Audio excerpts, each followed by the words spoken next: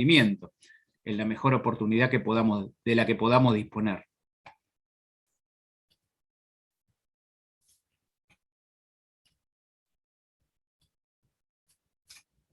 Bueno, básicamente,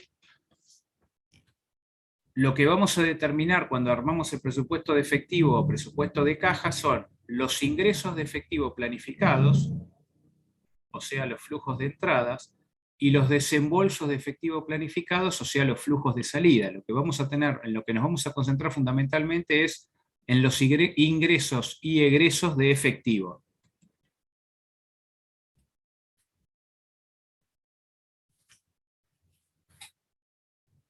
Básicamente, considerando los ingresos y egresos de efectivo y considerando también la existencia inicial y eventualmente un saldo de efectivo del que decidamos disponer por razones de seguridad, sería como una especie de definición de una especie de política de stock del efectivo, o sea, un colchón de seguridad o un valor de efectivo del que queremos mantener siempre por razones de seguridad.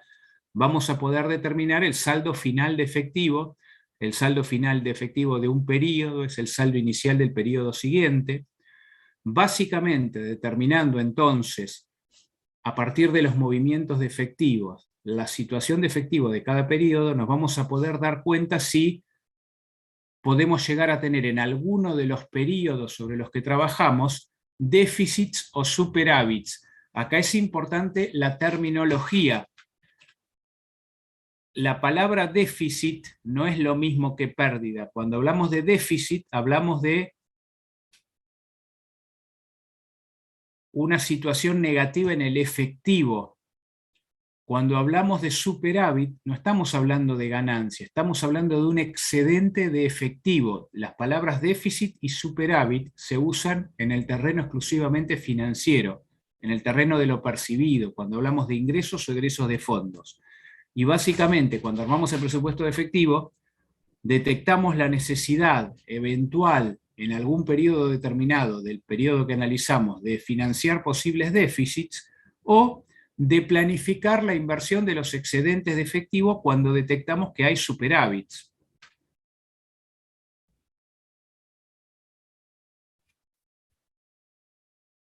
Básicamente, entonces, el presupuesto de efectivo se enfoca en los importes del efectivo que ingresa o egresa y en los tiempos, en los momentos en que va a ingresar o egresar. Como dijimos también, y esto surge de la interdependencia entre todos los presupuestos, para armar este presupuesto de efectivo necesitamos tener desarrollados y armados todos los demás presupuestos. Ustedes hicieron un caso práctico en la semana donde vieron, bueno, trabajaron sobre un caso de una empresa donde hacían una estimación de ventas, un presupuesto, una empresa muy chiquita, era una gomería, y hacían una estimación de ingresos en función a las cobranzas de las ventas, a partir de la determinación primero de un presupuesto de ventas de vengado, después podíamos hacer una estimación de las cobranzas de las ventas, del momento en que se iban a cobrar esas ventas. Básicamente, en ese caso, que era bastante simple, no tenían otro tipo de ingresos, como pudiera ser un aporte de capital adicional, o pudiera ser alguna venta de algún bien de uso, algún cobro de intereses por alguna inversión que la empresa pudiera haber efectuado, algún ingreso adicional por cualquier otro motivo.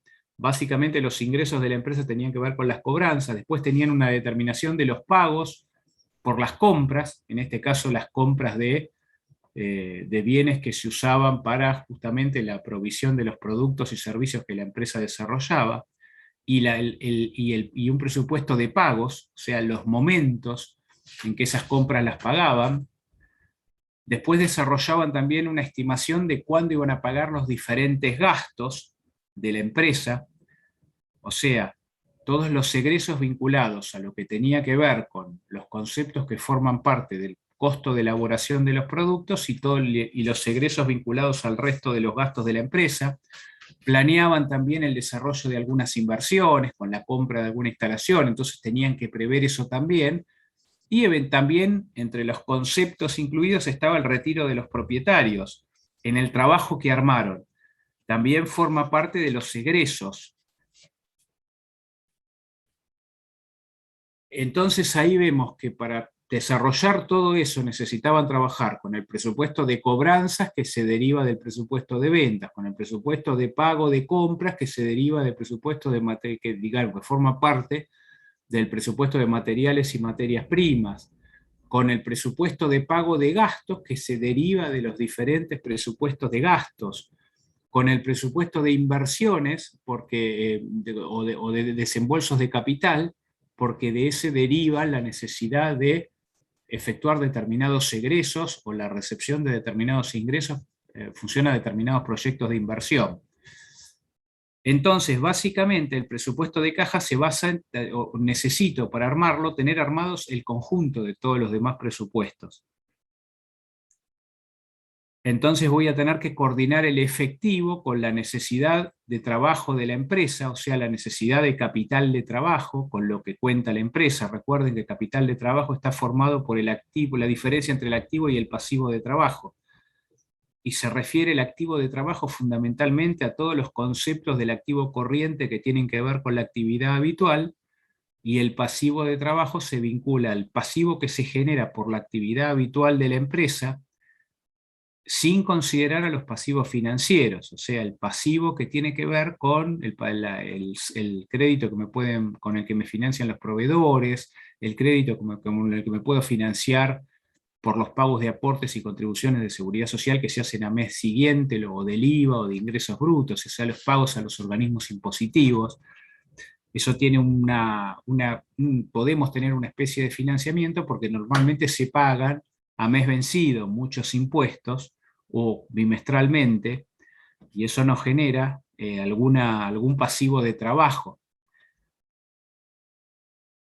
Básicamente la empresa va a trabajar va a necesitar un determinado capital de trabajo por operar, lo cual vamos a tener que considerar, por ejemplo, en el stock de seguridad de efectivo, qué stock de seguridad de efectivo tenemos que mantener, vamos a considerar los diferentes ingresos y egresos que pueda tener la empresa. Si eventualmente la empresa distribuyera utilidades en ese periodo, tenemos que considerarlo también. Entonces, los principales propósitos del presupuesto de efectivo son: determinar la probable posición de caja a fin de cada periodo como resultado de las operaciones planificadas, o sea, la situación en que va a quedar el efectivo a partir del saldo existente y los ingresos y egresos esperados. Identificar los superávits o déficits de efectivo por periodo e identificar necesidades de financiamiento u oportunidades para inversión de excedentes. En el caso práctico que ustedes hicieron de la gomería, justamente hay un elemento en el que no lo tenían como objetivo planteado en el trabajo, y que en realidad la gomería aparentemente le iba bastante bien, más allá de que de que los valores no están actualizados, pero generaba un excedente importante de fondos. Lo que no tenían planteado en ese trabajo práctico es la inversión de efectivo excedente, porque en cualquier contexto, no solo en un contexto inflacionario, sería bueno aprovechar ese efectivo excedente que en la mayoría de los casos le quedaba a la gomería para invertirlo, para que genere algún rendimiento determinado en la mejor oportunidad posible. De última, aunque sea invertirlo a plazo fijo cuando no lo necesito usar, como para que genere algún rendimiento y no quede ocioso. Es importante entonces, o va a ser importante a partir de esta coordinación con el resto de los presupuestos, coordinar el efectivo con las necesidades de capital de trabajo, los ingresos presupuestados por las cobranzas y cualquier otro ingreso que pudiera tener en el periodo que analizo, los egresos previstos para pagar costos y gastos, los ingresos y egresos previstos en los proyectos de desembolso de capital, esto surge del presupuesto de desembolso de capital o de inversiones, los egresos necesarios para el pago de los pasivos, eventualmente algún egreso adicional por una distribución de utilidades, por ejemplo. Ahora bien, cuando hablamos del presupuesto de flujo de caja, también lo vamos a hacer para el largo plazo. El tema es que en el largo plazo podemos decir que van a coordinarse un poco los conceptos de vengados con los percibidos, por lo menos cuando hablamos de las ventas y de los principales conceptos de costos y gastos erogables.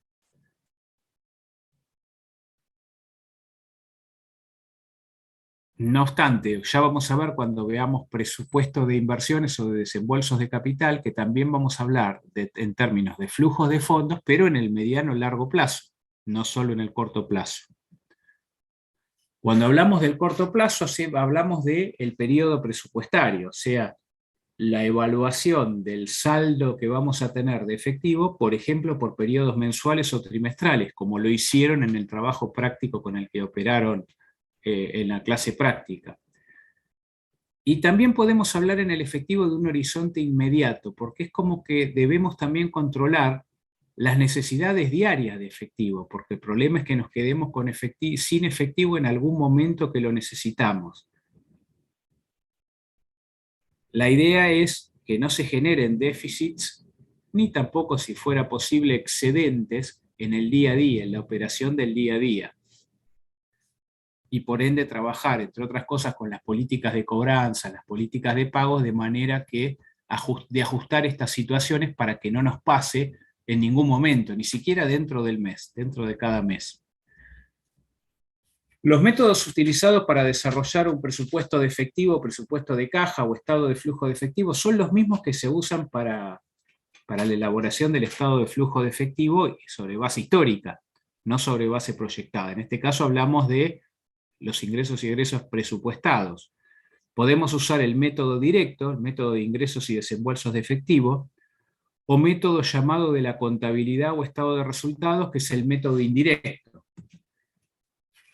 En el método directo, que es el que nosotros planteamos que corresponde utilizar cuando armamos un presupuesto integrado, lo que calculamos es cada uno de los ingresos de efectivo, cada uno de los flujos de entrada de efectivo por cobranzas, por ventas, por intereses, por ventas de bienes de uso, aportes de capital o cualquier otro ingreso eventual que la empresa pudiera tener. Se calcula también cada uno de los flujos de egresos por pago de costos, gastos, alguna inversión o adición de capital, el pago de deudas, el pago de dividendos, pago de impuestos y cualquier otro egreso. Y la estructura cuando armamos, y esto es importante también porque esto lo vieron, esto es una estructura base que nos puede ser de utilidad para diseñar un estado de flujo proyectado de flujo de efectivo. Arrancamos con el saldo inicial. Ustedes también lo vieron en el trabajo práctico, que el saldo inicial de efectivo, y lo vieron en general, que cuando hablamos del saldo inicial de efectivo también estamos hablando de un concepto, de un valor que es presupuestado, porque el presupuesto lo armamos antes de ponerlo en ejecución y de hecho tenemos que estimar el saldo inicial de caja con el que vamos a arrancar. En segunda instancia tenemos que detallar cada uno de los ingresos que la empresa va a tener en el periodo que estamos analizando. Una vez que detallamos todos los ingresos, por la suma del saldo inicial más los ingresos, vamos a tener lo que se suele denominar el efectivo disponible. O sea, el efectivo disponible del que va a disponer la empresa en cada periodo va a ser la suma del saldo inicial, sería como la existencia inicial de efectivo más todos los ingresos de efectivo. Después detallamos los egresos, cada uno de los egresos de efectivo que la empresa va a tener por cada uno de los conceptos. Y después definimos el saldo mínimo deseado. El saldo mínimo deseado es aquel saldo de efectivo que queremos mantener por razones de seguridad. Haría las veces en un presupuesto de producción, por ejemplo, de compras, como lo que tiene que ver con la política de stock, con la existencia final, con lo que quiero mantener de efectivo. Eso sería el saldo mínimo deseado. En realidad, todos los egresos que necesito hacer en un periodo, más el saldo mínimo deseado, determinan lo que se llama el efectivo necesario, o sea, lo que voy a necesitar de efectivo para ese periodo. Por la diferencia entre el efectivo disponible o el efectivo necesario, yo voy a determinar la necesidad de financiamiento de la empresa.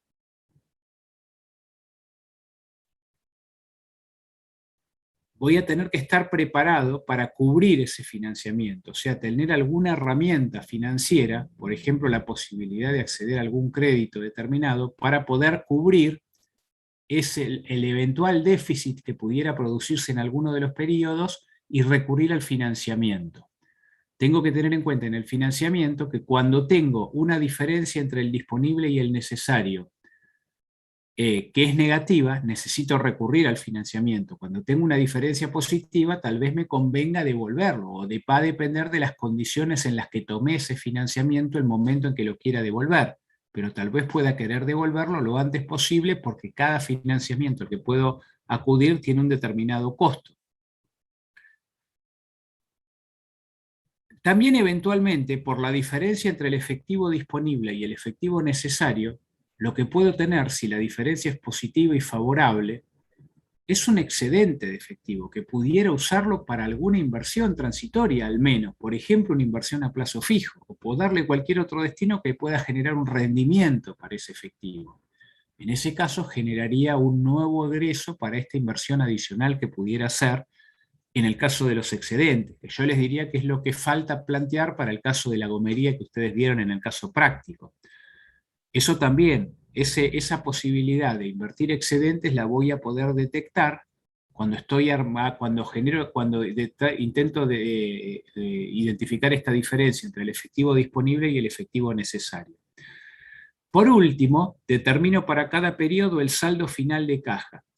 El saldo final de caja siempre lo voy a determinar como la diferencia entre el efectivo disponible más o menos el financiamiento del periodo, y digo más o menos porque cuando recibo un crédito voy a aumentar el nivel de ingresos de efectivo, va a ser sumar esto al disponible que provenía del saldo inicial más los ingresos, pero cuando devuelvo el financiamiento porque pago capital y o intereses, esa parte que devuelvo le va restando, es un financiamiento que resta.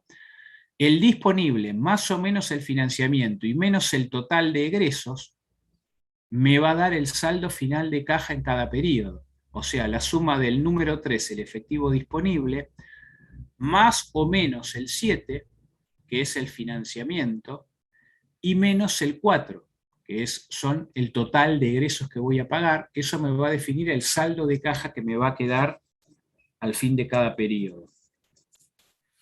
Es importante tener en cuenta una de las cosas que ustedes, o una de las cosas sobre las cuales debían trabajar en el trabajo práctico que desarrollaron en la semana, era, bueno, qué cosas eran importantes o podían analizar una vez que armaron el presupuesto de efectivo para la elaboración del estado de situación patrimonial proyectado, el estado de resultados proyectado.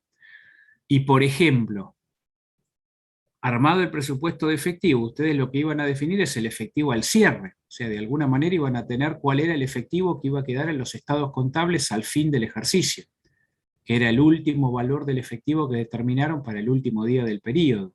Eso para el estado de situación patrimonial proyectado. También seguramente cuando determinaron los saldos a cobrar, con las cobranzas, también definieron que algunos conceptos quedaban a cobrar, porque no se cobraban en el ejercicio. Por ejemplo, ventas que se cobraban a mes siguiente, que se hicieron en el último mes, si la condición de cobranza era 30 días, o en los últimos 2 meses si hubiera sido 60. Ese es el valor que iba a figurar en el rubro créditos por ventas. Cuando determinaron los pagos por costos o gastos, en función a la condición de pago, también iba a quedar una deuda comercial o una deuda para el pago de algún gasto determinado, si es que no se pagaba totalmente en el periodo lo que se devengaba en cada periodo. Entonces también esas deudas las podían incluir en el estado de situación patrimonial proyectado.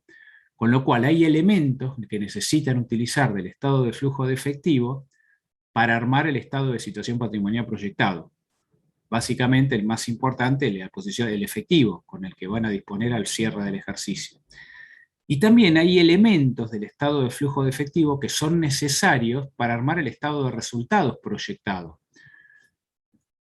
Por ejemplo, ustedes para determinar las cobranzas primero necesitaron armar el presupuesto de ventas, ahí tenían las ventas devengadas. Para determinar los pagos de compras, previamente determinaron el presupuesto de producción y de cada uno de los componentes de los costos, entonces es posible también, en función a las unidades vendidas, determinar el costo de ventas. Cuando armaron el pago de cada uno de los gastos, bueno, ahí podían armar también o detallar cada uno de los gastos que se iban a incluir también en el estado de resultados. Hay algunos elementos por ejemplo, cuando detallaron la necesidad de financiar déficits de efectivo y debieron recurrir al financiamiento, ustedes iban a pagar en el periodo intereses. Intereses que es el costo del financiamiento por el dinero que utilizaron. Todos los intereses devengados en el periodo también van en el estado de resultados. Lo que pasa es que el estado de resultados también tenemos que considerar que incluye otros factores que, por ejemplo, en el estado de flujo de efectivo no están. Por ejemplo, las amortizaciones. Y además que puede haber egresos que están en el estado de flujo de efectivo que no son resultados. Por ejemplo, cuando distribuye utilidades la empresa, o lo que hablaban en este caso, lo que hablaban el retiro de los propietarios. Eso no es un resultado en realidad. Con lo cual hay algunos conceptos que tenemos que tener cuidado que no son resultados, a pesar de que van en el estado de flujo de efectivo.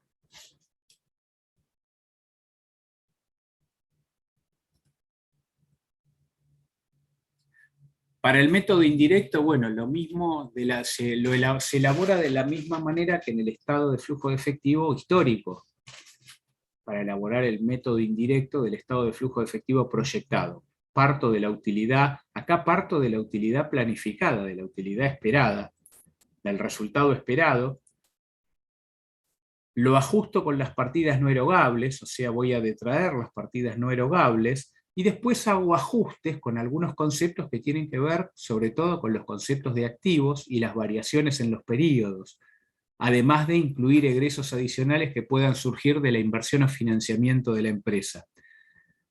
Este método es sencillo, pero no me brinda el detalle completo que yo necesito. No es del todo útil para armar un presupuesto como el que nosotros estamos pensando desarrollar para el próximo periodo, aunque sí puede ser de utilidad para hacer proyecciones de efectivo a largo plazo. Si yo quiero estimar la situación de efectivo por año, por ejemplo, anualmente, haciéndolo coincidir con el plan estratégico. Entonces sí, el método indirecto es quizá lo más factible, donde no requiere un análisis tan pormenorizado. Para armar el presupuesto integrado de cada periodo, de cada año, en realidad lo que me conviene es trabajar con el método directo.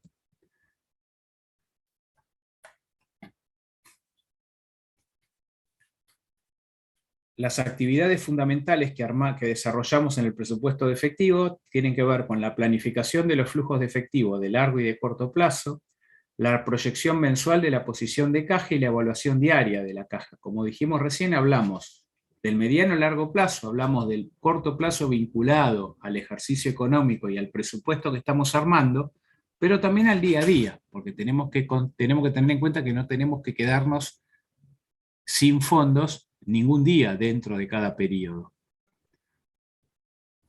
Hay maneras en que podemos cuidar que esto se desarrolle adecuadamente.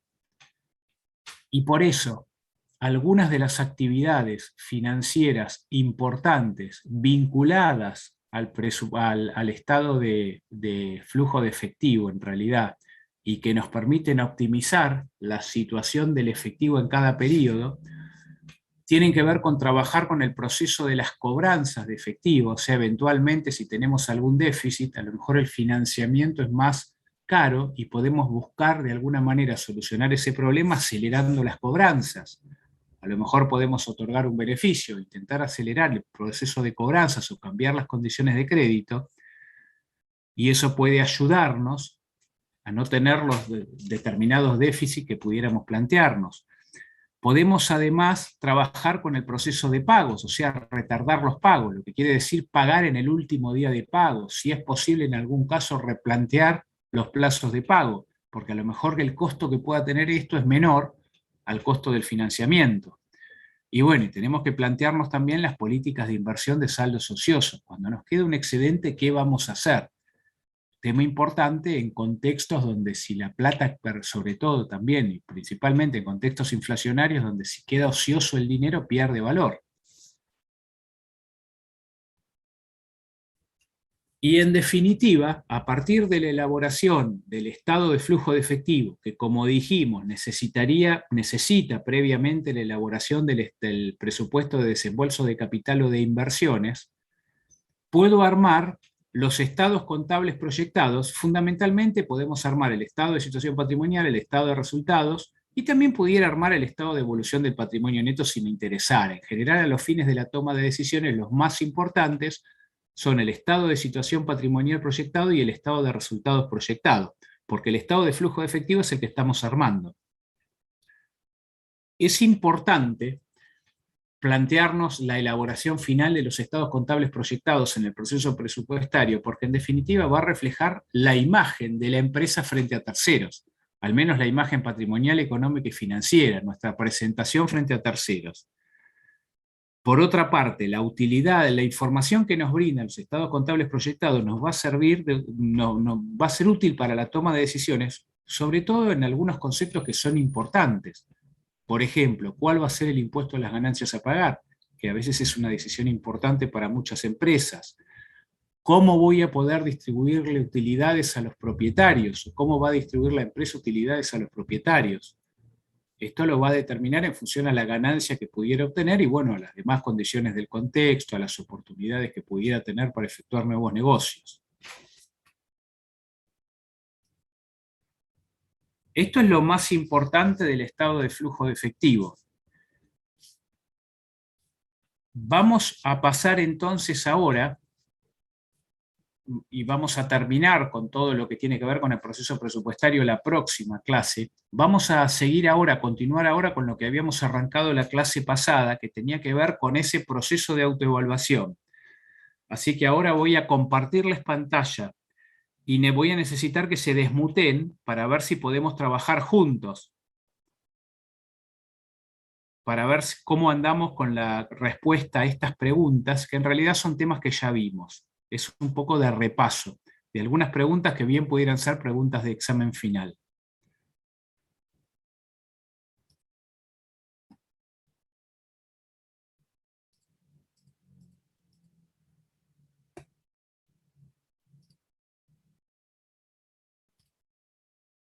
¿Se puede ver? Sí, Sí, profe. se ve bien, Sí, profe. perfecto. Bueno, perfecto. Vamos a ver, habíamos llegado hasta la pregunta 20 a contestar, y alguna más también, pero vamos a ver, vamos a arrancar desde la 20 en adelante. La 21, y a ver cómo están, si se acuerdan las cosas que vimos, o las que en algún momento seguramente van a repasar. El cuadro estratégico se utiliza para ubicar a las unidades de negocio de una empresa de acuerdo a su condición de pioneros, emigrantes o colonos. ¿Esto es verdadero o es falso? Recuerden que están expresadas o planteadas como afirmaciones en las que ustedes tienen que decir si son verdaderas o falsas. ¿Se acuerdan del cuadro estratégico? ¿Qué era el cuadro estratégico? ¿Se acuerdan cómo era esa matriz que identificaba las unidades de negocio en pioneros, emigrantes y colonos? ¿Se acuerdan de qué tema estamos hablando?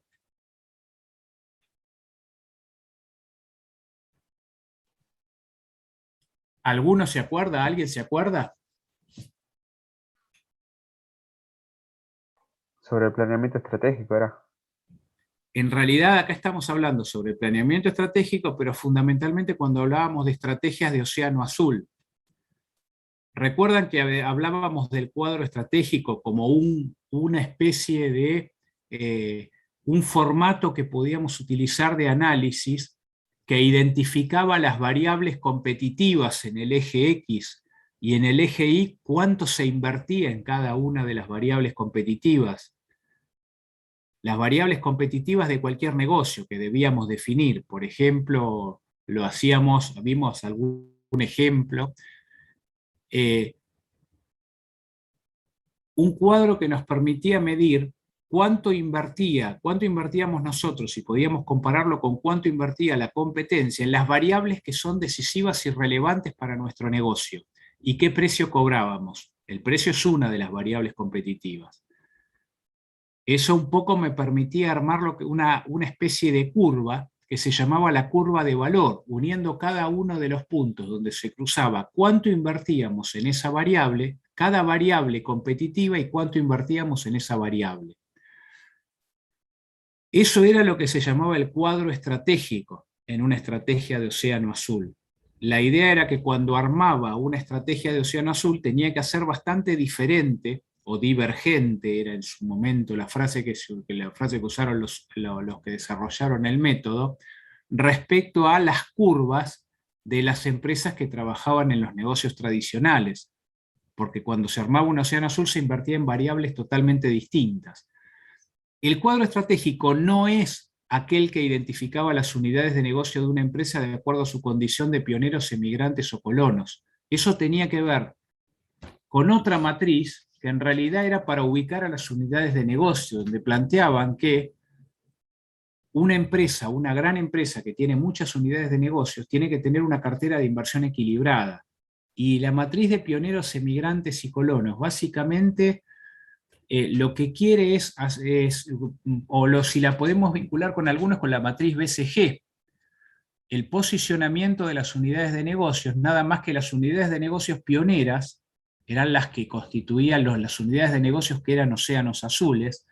Las emigrantes eran las que, si bien estaban en negocios tradicionales, tenían alguna diferenciación, y los colonos eran negocios imitativos, iguales al resto de los negocios.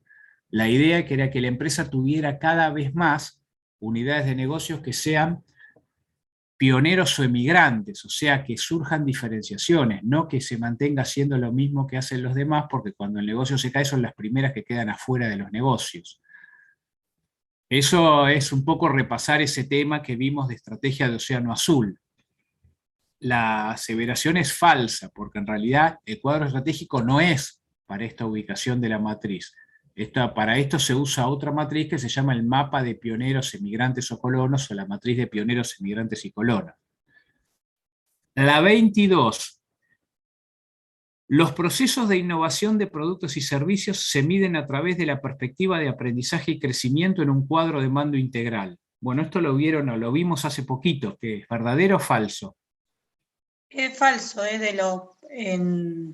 dentro de la perspectiva de procedimientos internos. Muy bien. Los procesos de innovación de productos y servicios los medimos a través de la perspectiva procesos internos. ¿Se acuerdan que hablábamos de una cadena de valor de los procesos internos de una empresa? Otro concepto de cadena de valor, además de la cadena de valor interna de Porter, la cadena de valor de producto o negocio, que es más externa a la empresa, hablábamos de la cadena de valor de los procesos internos. Y dentro de la cadena de valor de los procesos internos se encontraba conformado por los procesos de innovación, operaciones y servicios postventa. Con lo cual la aseveración esta es falsa. Los procesos de innovación de productos y servicios se miden a través de la perspectiva procesos internos en un cuadro de mando integral. O sea, forman parte de los procesos internos esenciales para la actividad de cualquier negocio. El proceso de innovación es un proceso interno necesario para la actividad de cualquier negocio. La 23. El EBITDA es un indicador financiero que puede calcularse como utilidad operativa más las amortizaciones. ¿Verdadero o falso?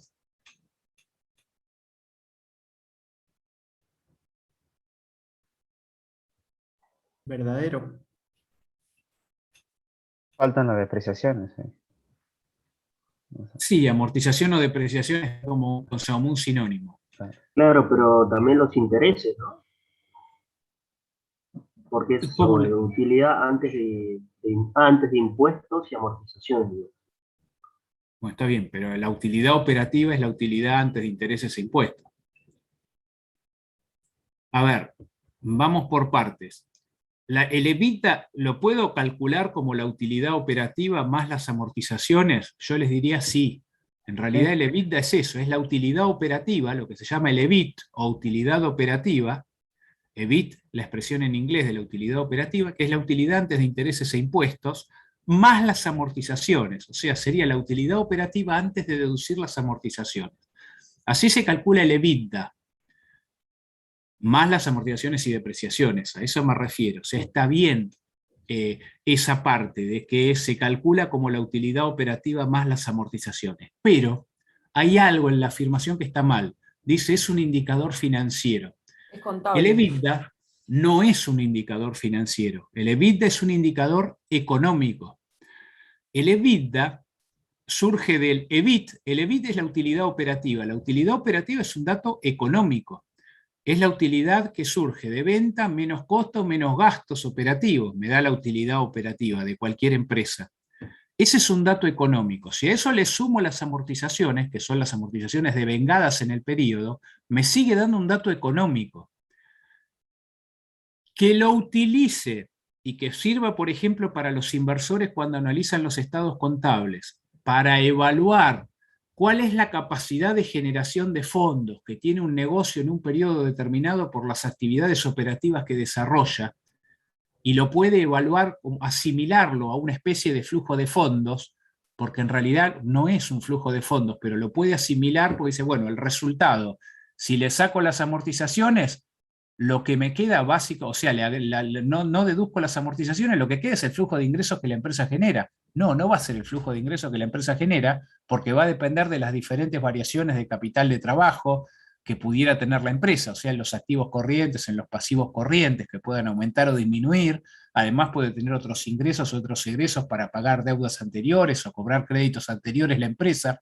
No es un concepto financiero, es un concepto económico que se utiliza o se asimila a un concepto financiero en el análisis de un inversor que ve los estados contables, cuando no puede tener un análisis financiero más claro y más desarrollado de lo que la empresa elabora, que le permite al inversor estimar cuál es el ingreso que genera el negocio por la actividad operativa habitual en el periodo de tiempo, en términos generales, aunque no sea exactamente el ingreso que genera, porque el ingreso que en definitiva la empresa va a generar depende de muchos otros factores. Pero es una asimilación a un concepto financiero, pero que se hace sobre un concepto económico. Es un concepto económico el EBITDA porque se toman datos devengados para armarlo. El EBIT es la utilidad operativa devengada. La amortización es un concepto devengado también. Es la utilidad operativa antes de deducir las amortizaciones.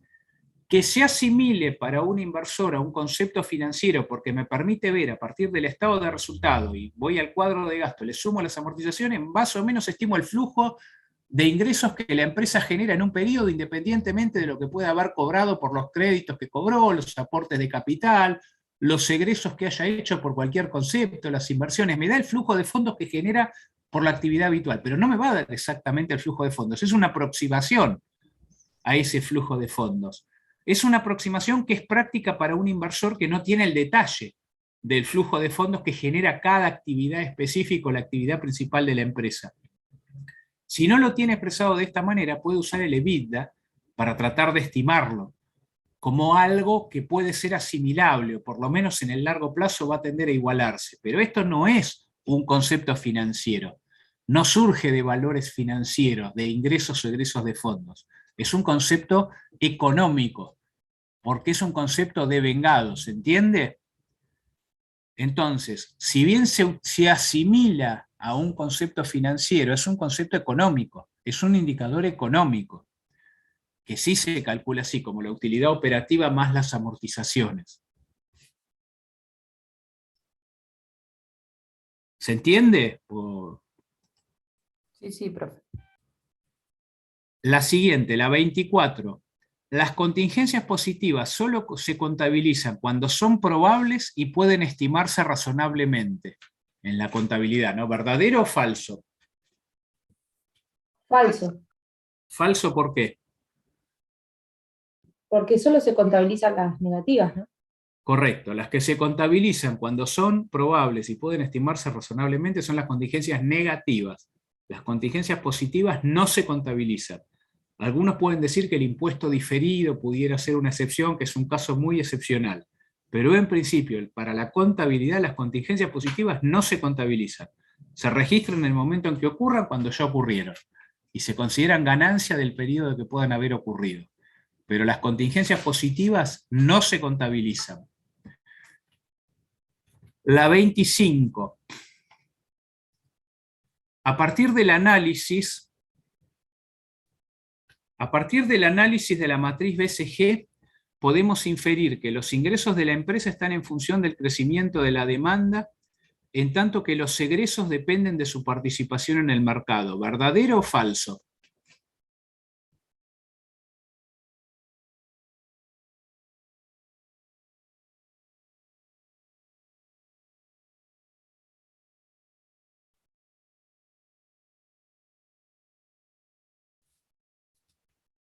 Esto lo vimos cuando vimos la matriz BCG, ¿se acuerdan? ¿Se acuerdan cuáles eran los cuadrantes en la matriz BCG generadores de ingresos?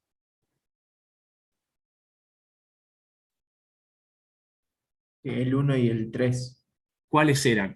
¿Qué representaban los cuadrantes generadores de ingresos? ¿Cuáles eran? ¿Qué cuadrantes eran? ¿Qué denominación tienen? ¿Cómo se conocen esos cuadrantes? Estrella y perro. ¿Cuál? Vaca lechera, ¿no? Interrogantes. Generadores de ingresos. Básicamente, bien la respuesta final, estrella y vaca lechera. Recuerdan que la estrella era un negocio, una unidad de negocio que tenía una gran participación en un contexto de gran crecimiento, en un mercado muy atractivo, que generaba muchos ingresos, pero que tenía que reinvertirlos todos prácticamente en el negocio para mantener esa participación, para no perderla.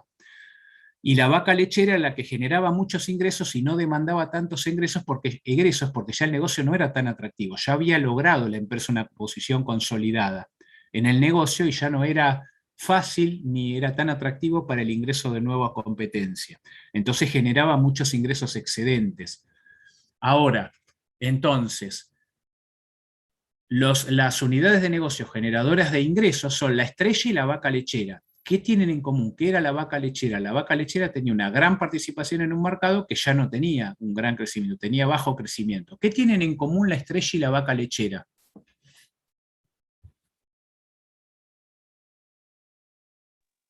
Una alta participación. Alta participación en el mercado. Entonces, de la recomendación estratégica de la matriz BCG puede surgir o puedo decir que los ingresos están en función a la participación en el mercado, que van a tener mayores ingresos las empresas, las unidades de negocio que tienen mayor participación en el mercado. ¿Y cuáles eran las unidades de negocio que demandaban muchos ingresos, en las que tenía que invertir mucho, que necesitaba invertir? ¿Se acuerdan? Interrogante. Muy bien, el interrogante. ¿Y cuál más? Y estrella.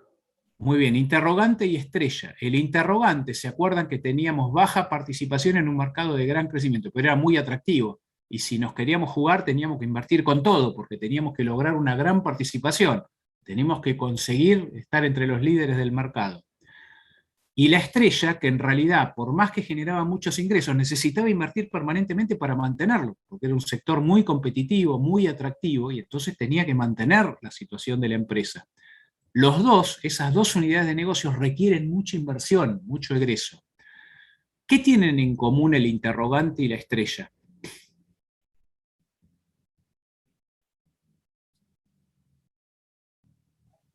Que genera una alta rentabilidad.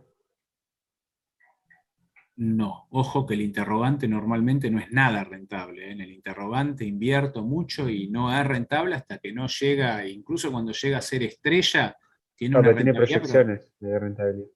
¿Cómo? Porque tiene una proyección futura de rentabilidad. Un interrogante no. Recién cuando se transforma en estrella, y en realidad cuando se transforma en vaca va a tener una gran rentabilidad. Como estrella va a tener un rendimiento importante, pero que tiene que reinvertirlo totalmente en la empresa. En realidad el interrogante, el problema que tiene a veces es que no se transforma en estrella y directamente pasa a ser un perro y no hay rentabilidad nunca. Pudiéramos vivir esa situación también. O sea, no necesariamente, incluso con los interrogantes se plantea decir, bueno, este invierto o este dejo de invertir y ya está. Si voy con uno tengo que jugármela. No puedo estar a medias con dos o tres, por ejemplo. A mí me conviene jugármela con lo que tengo, por aquello que realmente vale la pena para jugársela. No puedo ir a medias. Ese es el planteo, por lo menos la recomendación estratégica con los interrogantes. O directamente lo dejo y que se muera, o voy con todo. Lo que tienen en común, recuerden, tanto ¿Un el alto crecimiento del mercado? muy bien, que están en un sector muy atractivo, en un mercado muy atractivo, que para la matriz BCG eso está medido por el alto crecimiento del mercado. Entonces podemos decir que la necesidad de egresos, o sea, de invertir mucho, depende del crecimiento del mercado, en realidad del atractivo del sector de negocios, que en la matriz BCG se está representado por la tasa de crecimiento. Entonces, fíjense cómo está planteado el enunciado. A partir del análisis de la matriz BCG podemos inferir que los ingresos de la empresa, dice, están en función del crecimiento de la demanda. No, debiera decir, están en función de la participación en el mercado, porque dijimos que las unidades generadoras de ingresos son las que tienen gran participación en el mercado. En tanto que los egresos dependen de su participación en el mercado. No, justamente los ingresos dependen del crecimiento del negocio. Está al revés, digamos, por eso es falsa la aseveración.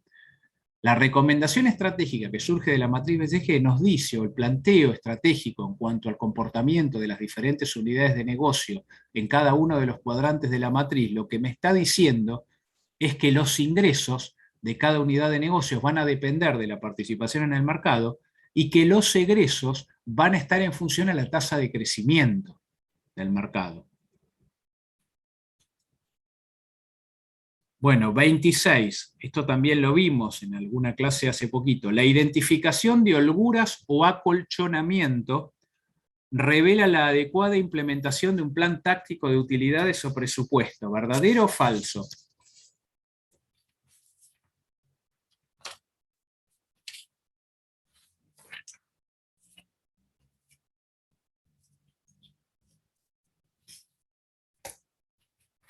¿Se acuerdan que era el tema de las holguras o acolchonamiento del presupuesto? Habíamos dicho, recuerdan que era cuando la ejecución del presupuesto, cuando se implementaba mal, y en realidad lo que pasaba era que cada área pedía más dinero del que necesitaba, porque de última que le sobrara, o quedaba bien, o de última lo usaba para cualquier cosa, o sobreestimaba los gastos, como decir, bueno, después gasto menos, o que tenga, o subestimaban los ingresos, decir, no, voy a tener ingresos menores para que después sean mayores y tengan un premio, o sea, a eso se llama holguras o acolchonamiento. Y en realidad lo que revela cuando existen en un presupuesto holguras o acolchonamiento es que se está implementando mal, que la implementación del presupuesto no es buena. ¿Se acuerdan que dijimos que es importante implementar adecuadamente el presupuesto? Que actuemos en función al cumplimiento de la estrategia, que lo más importante del presupuesto era el proceso en sí mismo, más allá del resultado final, no el número final, y que no se puede evaluar el comportamiento de las personas exclusivamente en base al número del presupuesto que se obtenga. Justamente, si existen holguras o acolchonamiento, y usamos este término holguras o acolchonamiento porque es el término que utiliza Welch, cuando ustedes vean Welch van a ver que habla de holguras o acolchonamiento, es porque se está implementando mal el presupuesto, no porque se está implementando bien. Por eso es falsa. La 27. La llave de negocio se registra contablemente como la diferencia entre el valor de compra y los valores corrientes, cuando adquiere un negocio, aunque puede estimarse financieramente como la diferencia entre el valor presente neto del negocio y el valor a pagar por su adquisición. ¿Verdadero o falso? Fíjense que acá tenemos dos estimaciones distintas. Uno es el valor contable de la llave de negocio, por cuánto ingresa mi contabilidad cuando compro una empresa, y otro, el valor financiero de una llave, el valor llave de negocio financiero. Esto estaba en el artículo de Penacchioni cuando vieron la determinación de valor de negocio, pero ¿qué les parece esta afirmación? ¿Es verdadera o falsa? Cuando compro una empresa contablemente, ¿cómo registro el valor llave? ¿Es la diferencia entre el valor de compra, lo que pago por la compra de la empresa, y los valores corrientes que ingresan a mi patrimonio? ¿O es la diferencia entre el valor de compra y los valores contables de la empresa que adquiero?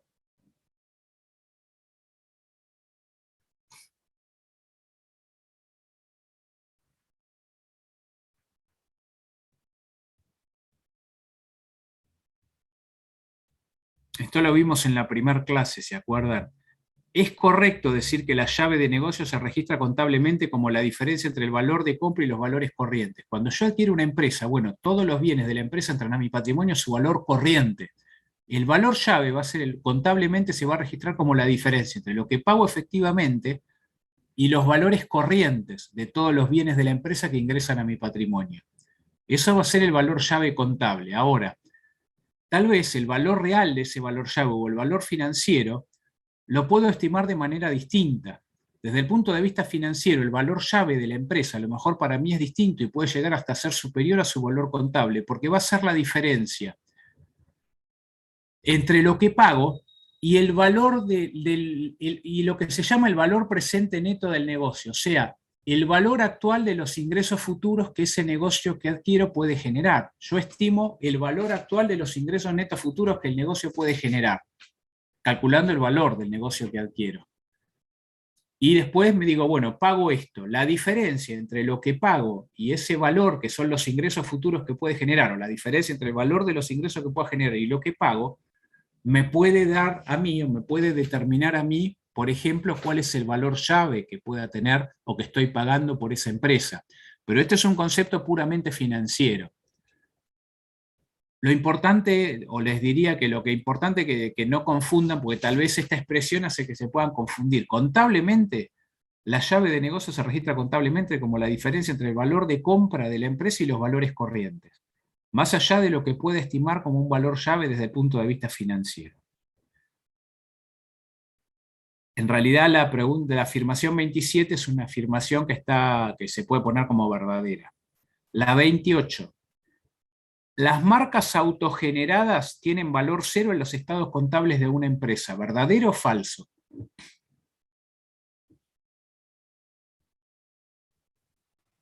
Verdadero. Es verdadero. Verdadero. La realidad es que muchas empresas tienen marcas muy valiosas que son autogeneradas y no figuran en los estados contables de la empresa, aunque pueda ser el activo más valioso. O sea, ahí tenemos un problema entre el valor real de una empresa y su valor contable, una diferencia significativa. 29. En caso de existir ventas estacionales, la empresa puede mantener un nivel estable de inventarios solo si la producción fluctúa inversamente respecto a las ventas. ¿Verdadero o falso?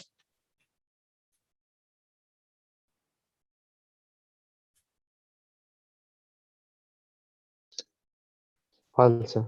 Falso. Falso. La empresa va a mantener un nivel estable de inventario solo si la producción fluctúa directamente respecto a las ventas. O sea, yo puedo mantener el mismo inventario si ventas estacionales y cuando vendo más produzco más, cuando vendo menos produzco menos. O sea, voy a mantener un nivel estable de inventarios si la producción fluctúa directamente respecto a las ventas. Distinto si se hubiera planteado si voy a mantener un nivel estable de producción. Si quiero mantener un nivel estable de producción, entonces sí, ahí el inventario va a fluctuar inversamente respecto a las ventas. Cuando vendo menos me va a quedar más inventario, cuando vendo más me va a quedar menos inventario. 30. Los mercados de competencia monopolística se caracterizan por la existencia de precios diferenciales entre los bienes y servicios que se comercializan. ¿Verdadero o falso? Es verdadero. Verdadero. ¿Se acuerdan el caso de la competencia monopolística? Eran aquellos mercados competitivos donde los productos o servicios que se vendían se podían diferenciar unos de otros, o sea, tenían diferencias. La mayoría de los mercados competitivos son de competencia monopolística. Hay muchos oferentes y demandantes, pero el producto no es homogéneo, fungible, intercambiable como en la competencia perfecta. Los productos se diferencian entre sí por alguna cualidad, alguna característica, algún elemento que hace que diferentes segmentos de clientes puedan pagar precios diferenciales por los productos que se comercializan. 31. Los presupuestos de gastos de comercialización y distribución deben confeccionarse una vez completados los presupuestos de producción. ¿Verdadero o falso?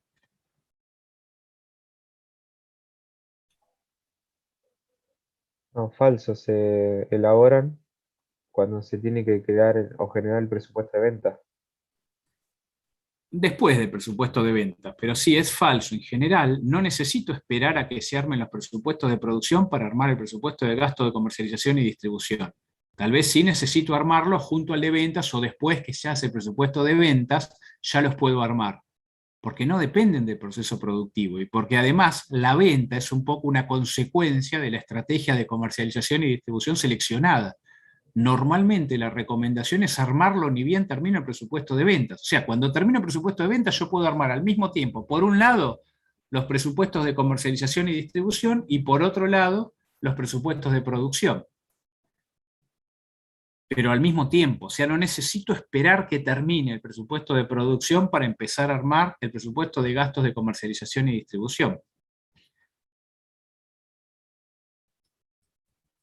La 32. Puede utilizar los siguientes métodos para separar los componentes fijos y variables en los gastos semivariables.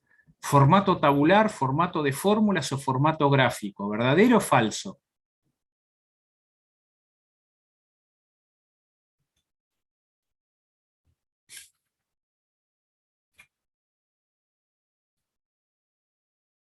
Eso lo vimos la clase pasada, lo mencionamos la clase pasada.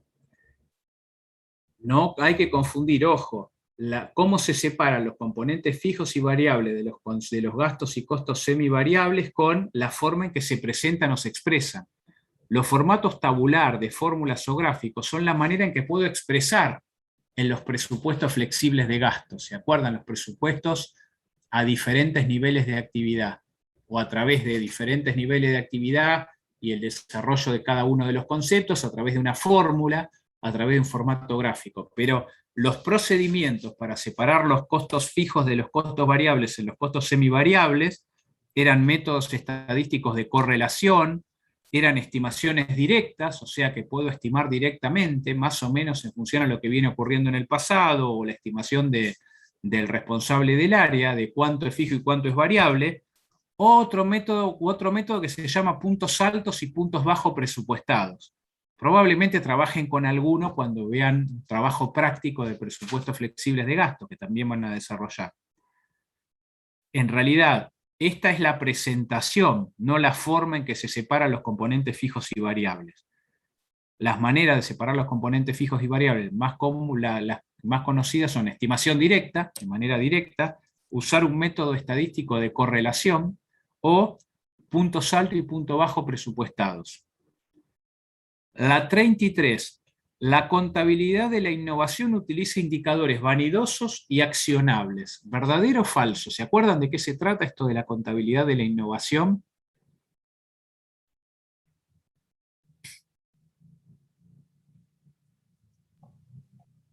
Esto tenía que ver con algunas de las cosas que vimos al principio, el método Lean Startup, ¿se acuerdan? El desarrollo de las startups, los nuevos emprendimientos en contextos de incertidumbre, con emprendimientos muy innovadores, donde se planteaba el desarrollo de un producto mínimo viable, o sea, el producto mínimo posible para lanzar al mercado, y medir, o sea, desarrollar un proceso de medición para aprender si funciona bien e ir corrigiéndolo sobre la marcha, haciendo los cambios necesarios. El planteo es que tenía que usar la contabilidad de la innovación, y la contabilidad no estaba expresado en este caso por indicadores financieros, sino, como en un cuadro de mando, por un conjunto de indicadores que sirven para la empresa, pero que no son necesariamente financieros. Y si quería desarrollar un producto innovador, tenía que medir aquellos indicadores que con sentido común me eran útiles. Por ejemplo, planteaba el lanzamiento de un producto y tenía muchas personas que entraban a mi página web para conocerlo, pero también daba la opción de que los pidieran de quienes les interesaba y lo quieren comprar.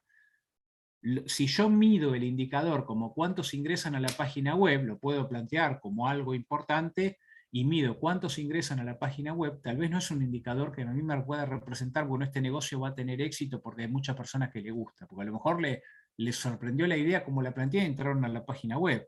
Ahora, si yo mido cuántos pidieron comprarlo, o sea, pidieron el presupuesto porque les interesaría comprarlo, entonces ahí sí estoy midiendo un indicador que puede ser importante para definirme si esto puede ser atractivo o no. Esos indicadores que son buenos se denominan accionables. El primer indicador, que eran los que entraron a la página web, es un indicador vanidoso. Bueno, este es el planteo, que yo tengo que elegir indicadores accionables, no indicadores vanidosos, que son aquellos que uso para confirmar lo que yo quiero. Quiero que esto me salga bien, entonces para que me dé bien uso cualquier indicador, el que más me conviene, no el que me sirve. Eso sería un indicador vanidoso. La respuesta correcta sería que para la contabilidad de la innovación tengo que usar indicadores accionables, no indicadores vanidosos. Por eso es falso. No tengo que usar los dos, tengo que usar indicadores accionables, no vanidosos. Y la 34 tiene que ver con lo mismo. Ahí puede repasar un poquito, conceptos generales. La contabilidad de la innovación es esencial para desarrollar un proceso de aprendizaje validado. Esto es correcto, porque la idea era aprender constantemente. ¿Se acuerdan que el proceso de desarrollo de una startup era crear, medir, aprender, desarrollar el producto mínimo viable, medir si está funcionando, aprender en función a eso y mantener la idea o generar algo nuevo, otra vez medir, otra vez aprender y desarrollar este proceso iterativamente muchas veces? Para lograr el aprendizaje validado, yo necesito medir, y para medir, la denominación de lo que utilizo para medir es la contabilidad de la innovación, que básicamente y en términos generales es la utilización de indicadores que no necesariamente son indicadores monetarios, sino indicadores que son los más útiles para cada situación concreta, que pueden o no ser monetarios, con un concepto muy asimilable a lo que se vio que era el cuadro de mando integral. 35. La última etapa en la elaboración de un cuadro de mando integral consiste en la identificación de los mapas estratégicos, ¿verdadero o falso?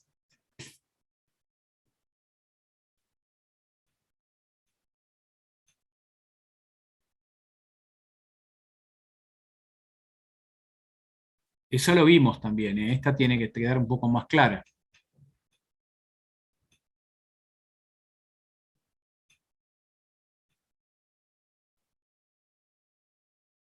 ¿Recuerdan qué eran los mapas estratégicos?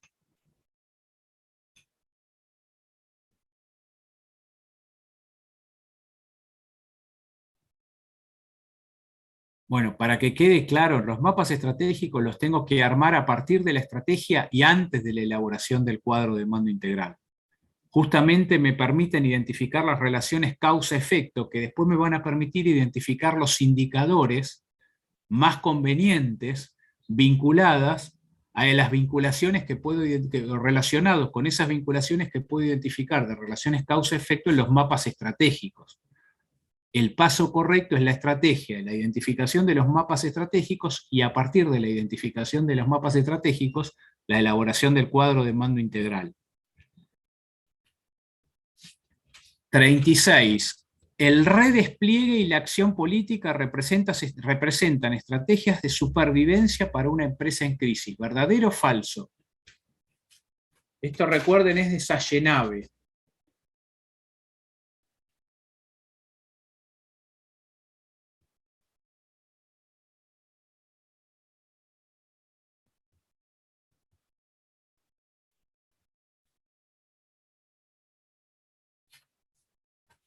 Esto lo vimos al principio de la cursada, pero sí. Sallenave lo que plantea es que una empresa que tiene problemas de supervivencia puede desarrollar una estrategia, en realidad plantea 3 estrategias para desarrollar simultáneamente, en realidad. Estrategias de refuerzo, de redespliegue y de acción política, para solucionar el problema en que se encuentra, que va a depender de acuerdo a qué tipo de problema sea, si es propio de la empresa, si es del sector de actividad, si es en un contexto general, si es por un cambio en el gusto del consumidor, si es por una situación de recesión generalizada. La 37. El punto de equilibrio financiero es inferior al punto de equilibrio económico por efecto de las amortizaciones y otros gastos no erogables. ¿Verdadero o falso?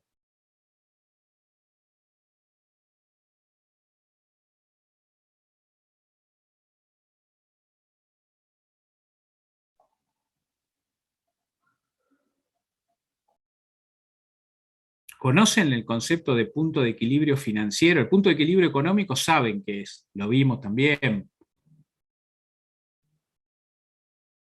A lo mejor esto lo vamos a tener que repasar, el punto de equilibrio financiero.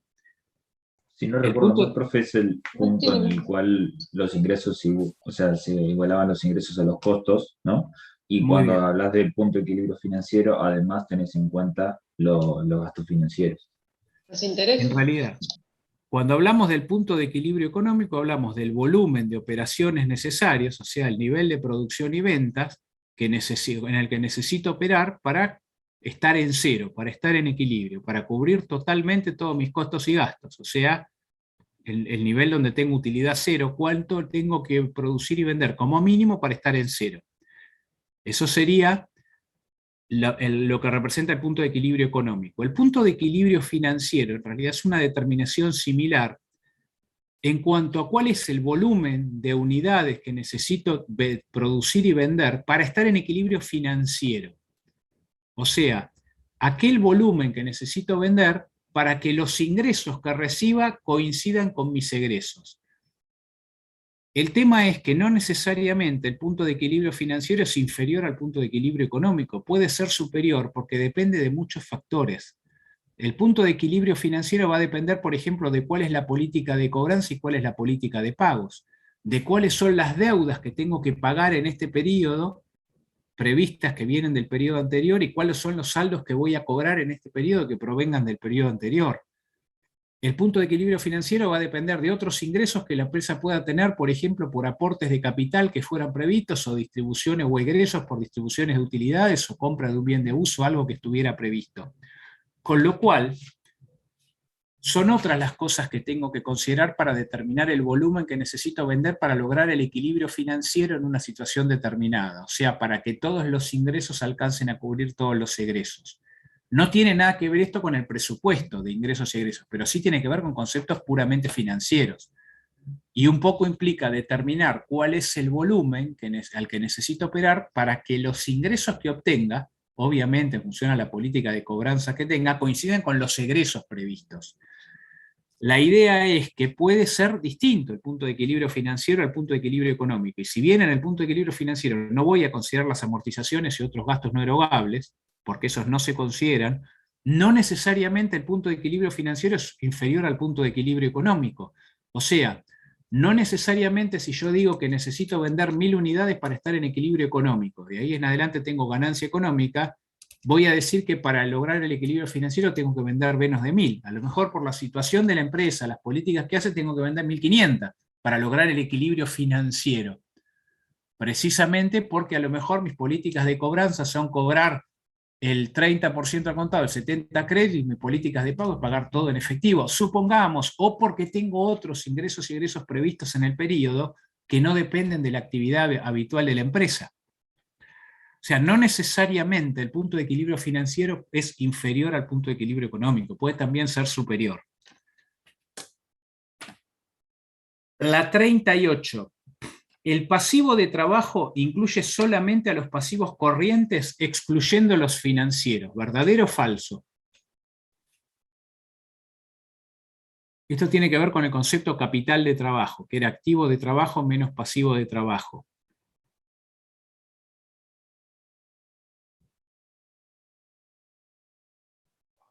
Sí, es verdadero. ¿Verdadero? Sí, es verdadero. Perfecto, es verdadero. El pasivo de trabajo son todos los pasivos corrientes, excluyendo los pasivos financieros, porque esos no tienen que ver con las actividades habituales de la empresa. Esa es una decisión de la empresa, contratarlos o no.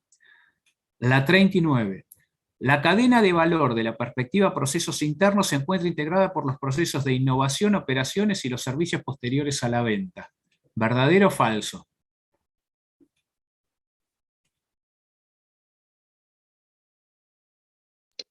Verdadero.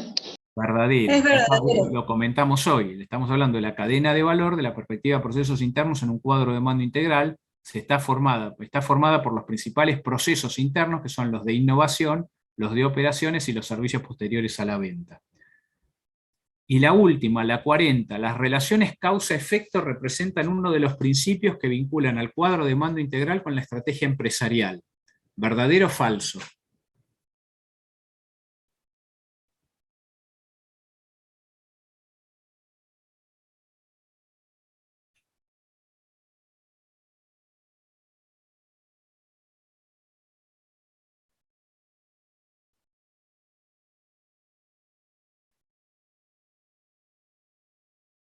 Bueno, por ahí hay que repasar un poquito. Cuando vimos cuadro de mando lo mencionamos.